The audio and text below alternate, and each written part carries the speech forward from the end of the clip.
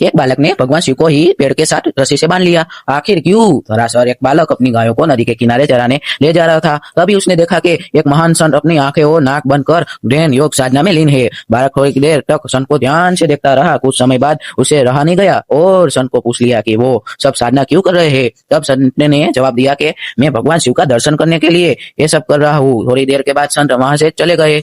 संत को जाने के बाद बालक ने भी उन्हीं योग क्रिया को दोहराना शुरू कर दिया। वो संकल्प लिया, आज वो भगवान के साथ साथ दर्शन करते ही रहेगा। बालक ने अपनी आंखें बंद कर दी और नाक जोर से दबा लिया। श्वास रुकने से उनकी प्राण निकलने की स्थिति आ गई। उधर कैलाश पर्वत पर भगवान शिव का आसन डोलने लगा। शिव जी ने ध्यान लगाया और देखा कि एक बालक उनका दर्शन करने के लिए घोर तपस्या में लीन है। बालक की हक और भक्ति से प्रसन्न होकर भगवान शिव तुरंत प्रकट हो गए। वे बोले, हे बालक, अब बस करो, तुम्हारी ये तपस्या में तुम्हें दर्शन देने आया हूँ। बालक ने आंखें बंद रखते हुए इशारे से पूछा, आप कौन है? भगवान शिव ने उत्तर दिया, मैं वही भगवान शिव हूँ जिनके दर्शन के लिए तुम इतनी कठोर साधना कर रहे हो। बालक ने आंखें खोली और तुरंत एक रस्सी लेके आया। क्योंकि उन्होंने कभी पहले भगवान शिव को देखा नहीं था, इसलिए उन्हें विश्वास नहीं हुआ कि वो सच में भगवान शिव है।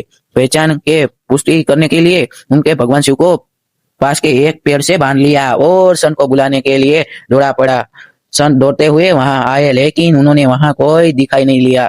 उन्होंने बालक से कहा, मुझे तो भगवान कहीं नहीं दिख रहे हैं।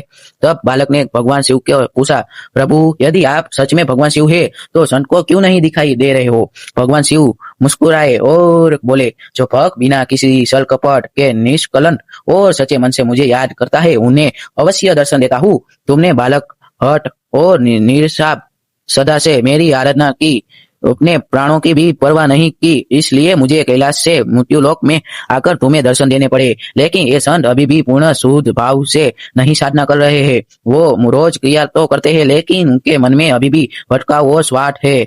इसीलिए मैं उन्हें दिखाई नहीं दे रहा हूँ, पर तुम्हें प्रगट रूप में दर्शन दे रहा हूँ।